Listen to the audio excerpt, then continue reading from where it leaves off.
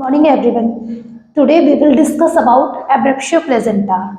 As we have discussed in previous class about placenta previa, they both are placental abnormalities. In previous class we have discussed that placenta previa. So what is placenta previa? Placenta previa was a condition in which जो हमारा placenta होता है जो उसका immature implantation हो जाता है, जो कि ड्रॉपिंग डाउन थ्योरी थी जिसके अंदर कि जो हमारा फर्टिलाइज्ड ओवम था वो ड्रॉपिंग डाउन मीन्स अपनी डाउन थ्योरी में जाके इम्प्लांट हो रहा था। वैसे ही हमारी एपीएच के ये दोनों हमारे कोर्स थे एंटीपार्टम हेमरेज के। तो फर्स्ट हमने डिस्कस किया था placenta previa, second is abruptio placenta. So abruptio placenta क्या होता है? It is premature separation of normally situated placenta from the uterus before childbirth. Means इसमें क्या होता है, प्लेजेंटा का इमेच्योर मीन्स टाइम से पहले सेपरेशन हो जाता है, जो कि अपना नॉर्मली सिचुएशन जो उसकी सिचुएशन होती है वो नॉर्मली होती है। प्लेजेंटा प्रीविया की तरह वो लो लाइंग या फिर मार्जिनल सिचुएटेड नहीं होता, बट क्या होता है कि वो नॉर्मली सिचुएटेड होता है, बट वो टाइम से पहले क्या होता है, वो सेपरेशन होना उसका शुरू हो जाता है बिफोर चाइल्ड बर्थ। अब हम बात करते हैं कि इसकी क्लिनिकल वैरायटीज क्या क्या होती है। तो ये जनरली इसको 3 वैरायटीज में रखा गया है। First is revealed, second is concealed and third is mixed. So what is revealed? Revealed क्या होती है? इसमें जैसे कि प्लेजेंटा का सेपरेशन हो जाता है, उसके साथ हमें क्या फील होता है कि जो वेजाइनल ब्लीडिंग है वो बाहर आ जाती है। सो मीन्स जैसे कि ये हमारा यूट्रस है और यहाँ हमारा प्लेजेंटा जो है वो लोकेटेड है। तो इसमें रिवील्ड में क्या होगा, यहाँ से इसका इमेच्योर सेपरेशन होने के बाद जो ब्लीडिंग है वो हमारे सर्विक्स से बाहर आ जाएगी और हमको वेजाइनल ब्लीडिंग जो है वो आउटकम की तरह दिखाई देगी। बट कंसील्ड क्या होता है? Blood collects behind the separation of placenta. ये हमारे कंसील्ड वाली कंडीशन होती है। इसमें क्या है कि सेपरेशन होने के बाद प्लेजेंटा का यहाँ ब्लड हमारा एक्यूमुलेट हो जाता है, बट वो बाहर नहीं आता सर्विक्स से। मीन्स सेकंड में क्या है कि सेपरेशन तो हो गया है प्लेजेंटा का और जो ब्लड है वो उसके पीछे जाके स्टोर्ड हो गया है। Third is mixed. मिक्स्ड क्या होती है?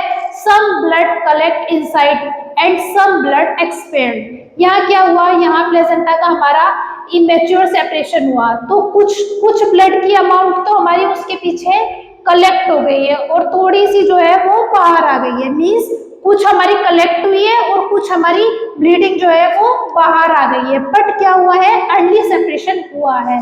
मैं फिर से रिपीट करती हूँ एक बार।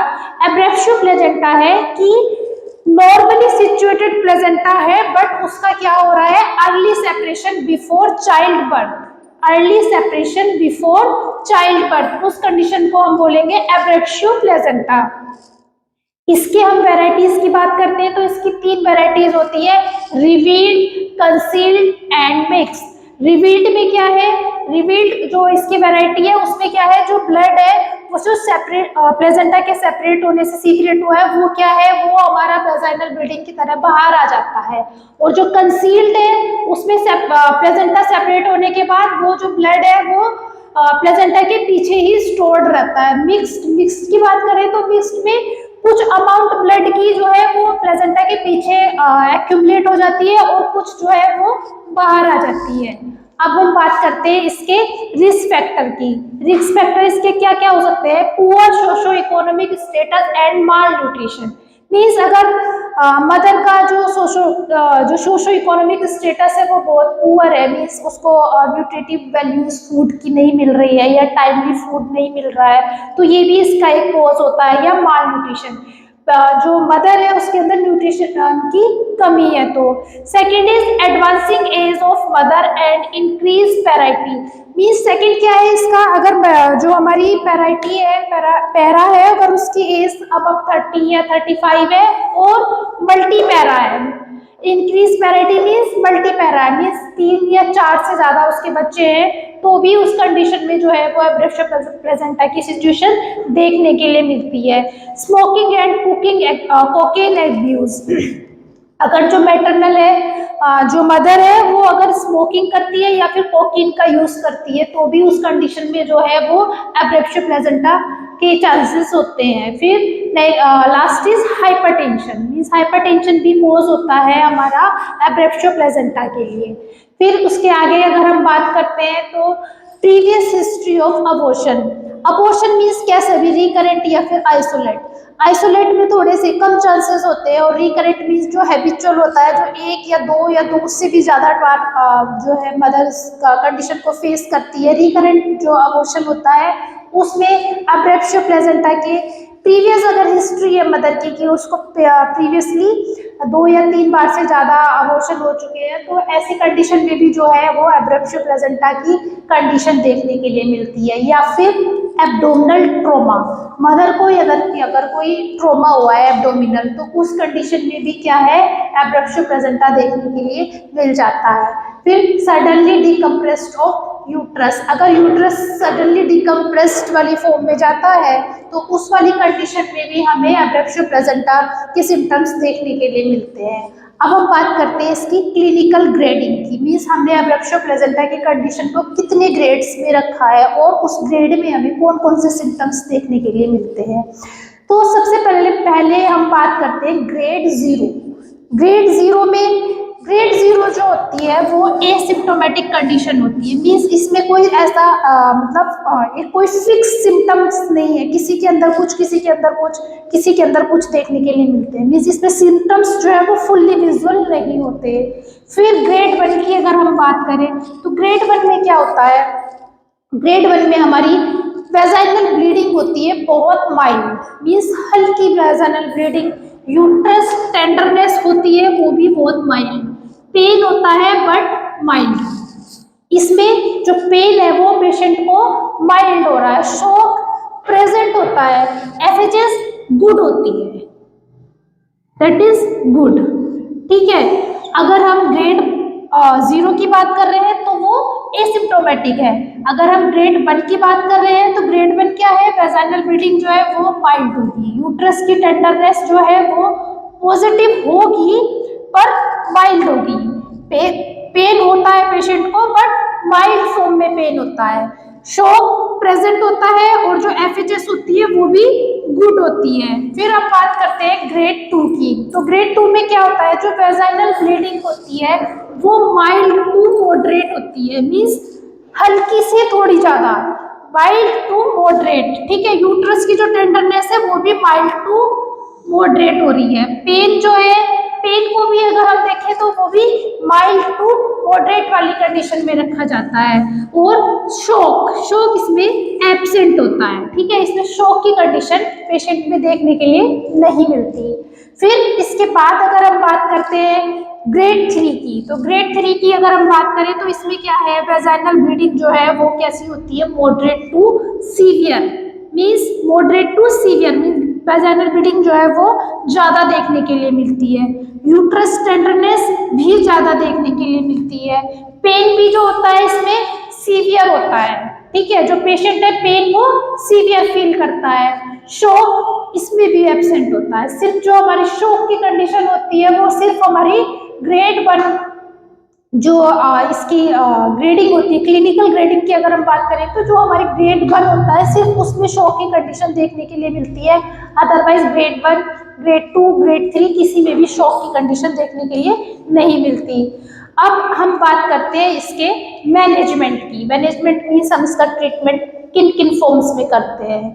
तो मैनेजमेंट की अगर हम बात करें तो नो मेजर सेपरेशन, मीन्स ये हमारा यूट्रस है। ठीक है, ये यहाँ प्लेजेंटा। ठीक है, तो मैनेजमेंट जो है वो हमारा इसके सेपरेशन के ऊपर डिपेंड करता है कि कितनी डिग्री में जाके सेपरेट हुआ है। ठीक है, अगर वो बहुत ज्यादा सेपरेट नहीं है, मीन्स वो अगर इस वाली फॉर्म में है तो क्या करेंगे हम, इस वाली ये वाली अगर कंडीशन में हमारा प्लेजेंटा है, ठीक है, मीन्स बहुत ज्यादा सेपरेट नहीं है, तो इस वाली कंडीशन में क्या करेंगे हम, पेशेंट को लेबर के लिए इंजेक्शन करेंगे बाई ऑक्सीटोसिन इंजेक्शन लगा के, उसके लिए पेन जो क्रिएट करेंगे, कॉन्ट्रैक्शंस, यूट्राइन कॉन्ट्रैक्शंस फील कराएंगे पेशेंट को। और AROM means artificial rapture of membrane करेंगे पेशेंट की। और क्या करेंगे उसके बाद वेजाइनल डिलीवरी कराने की कोशिश करेंगे। उसमें भी कौन कौन सी कंडीशन होगी, अगर हम वेजाइनल ब्लीडिंग देख रहे हैं तो उसमें क्या है, अगर पेशेंट के लिए यूट्राइन कॉन्ट्रैक्शंस ठीक आ रहे हैं, फीटल को कोई डिस्ट्रेस नहीं है, FHS गुड है पेशेंट की, मैटरनल एफर्ट्स ठीक है, तो उन सारी कंडीशंस को देखते हुए, और जो प्लेजेंटा है उसका भी बहुत ज़्यादा सेपरेशन नहीं है, इसलिए वेजाइनल ब्लीडिंग भी बहुत ज़्यादा नहीं है, तो उन वाली कंडीशंस में हम क्या करेंगे, पेशेंट को नॉर्मल लेबर करवाने के लिए कोशिश करेंगे। ठीक है। सेकेंड इज, अगर ये जो हमारा यहाँ प्लेजेंटा था इसका सेपरेशन अगर ज्यादा हो गया है, ठीक है, ये इसका अगर इतना सेपरेशन है और ये ब्लीडिंग भी आ रही है इसके साथ बाहर, मीन्स ये अगर रिवील्ड है तो, सॉरी अगर ये कंसील्ड है तो उस कंडीशन में क्या करेंगे, अगर देखो प्लेजेंटा अपने टाइम से पहले ही मतलब इमेच्योर सेपरेशन अगर उसका हो गया है प्लेजेंटा का, तो ऑब्वियस है जो फीटस है उसको प्रॉपर सप्लाई नहीं मिलेगी, जिसकी वजह से जो बच्चा है उसको एस्फिक्सिया होने के लिए चांसेस रहते हैं। तो क्या हुआ, उसकी वजह से फीटल डिस्ट्रेस होने के चांसेस रहेंगे। ठीक है। अगर फीटल डिस्ट्रेस है तो उसकी FHS भी गुड नहीं आएगी, FHS में वेरिएशंस होंगे, तो उस वाली कंडीशन में हम क्या करेंगे, पेशेंट को हम सबसे पहले FHS वगैरह चेक करेंगे, मैटरनल जो कंडीशन है उसको चेक करेंगे, ब्लड ट्रांसफ्यूजन की जरूरत तो नहीं है पेशेंट को, ये देखेंगे। अगर ब्लड ट्रांसफ्यूजन की इससे पहले जरूरत है तो पेशेंट को बाइट बोर कैनुला लगा के हम सबसे पहले PT करेंगे, उसका ब्लड ट्रांसफ्यूजन करेंगे, दूसरा और उसका IV फ्लूइड मेंटेन करेंगे। उसके बाद जो है वो ये देखेंगे हमारा सर्विक्स कैसा है, फेवरेबल है या नहीं है, मीन्स इसकी डायलेटेशन कैसे हो रही है। ठीक है। अगर वो प्रॉपरली डायलेट हो रहा है या नहीं हो रहा है, दोनों कंडीशंस को देखेंगे। अगर वो फेवरेबल कंडीशन में नहीं है तो उस कंडीशन में हम पेशेंट का सिजेरियन सेक्शन करेंगे। ठीक है। फिर पेशेंट को नॉर्मल डिलीवरी के लिए इंडक्शन नहीं करेंगे और उसको सिजेरियन प्रेफर करेंगे।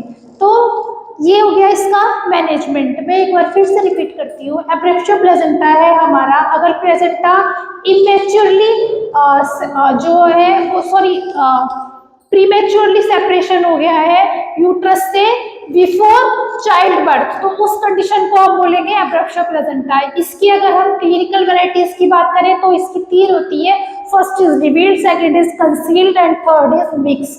रिवील्ड जो होती है उसमें जो ब्लड है वो बाहर दिखाई नहीं देता, वो बट पीछे की तरफ एक्यूमुलेट हो जाता है। कंसील्ड में जो रिवील्ड में बाहर दिखाई देता है, कंसील्ड में जो है वो पीछे की तरफ हाइड हो जाता है, मिक्स्ड में थोड़ा बहुत पीछे की तरफ एक्यूमुलेट होता है और थोड़ा बहुत बाहर की तरफ दिखाई देता है। रिस्क फैक्टर की बात करें तो socio economic status, advancing age of mother and increase parity और स्मोकिंग एंड कोकीन एब्यूज। फिर हाइपरटेंशन, उसके बाद अगर हम बात करें तो previous history of abortion, abdominal trauma, suddenly decomposition of uterus. और अगर इसकी ग्रेडिंग की बात करें तो ग्रेड 0 जो होती है वो एसिम्प्टोमेटिक होती है, ग्रेड 1 जो होती है वो वेजाइनल ब्लीडिंग उसमें माइल्ड होती है, यूट्रस टेंडरनेस थोड़ी सी होती है बिल्कुल, और पेन वो भी बहुत माइल्ड होता है, शॉक प्रेजेंट होता है। बट ग्रेड 1 में शॉक प्रेजेंट होता है, ग्रेड 1 ही एक ऐसी कंडीशन होती है जिसमें शॉक प्रेजेंट होता है, इसके अलावा किसी कंडीशन में शॉक प्रेजेंट नहीं होता। ग्रेड 2 में vaginal bleeding mild to moderate होती है, यूट्रस टेंडरनेस भी माइल्ड टू मॉडरेट होती है, पेन भी माइल्ड टू मॉडरेट होता है, शॉक एब्सेंट होता है। ठीक है। और ग्रेड 3 में मॉडरेट टू सीवियर, इसमें यूट्रस टेंडरनेस भी मॉडरेट टू सीवियर होती है, पेन भी मॉडरेट टू सीवियर, शॉक जो है वो एब्सेंट होता है। और मैनेजमेंट की बात करें तो मेजर सेपरेशन अगर नहीं है तो उसको नॉर्मल वेजाइनल डिलीवरी के लिए हम इंडक्शन करेंगे, और अगर उसका जो है मेजर सेपरेशन है और सर्विक्स भी हमारा फेवरेबल कंडीशन में नहीं है तो पेशेंट को LSCS हम सिजेरियन सेक्शन के लिए प्रिपेयर करेंगे। थैंक्स। इस वीडियो को लाइक करें, हमारे चैनल को सब्सक्राइब कर बेल आइकन जरूर प्रेस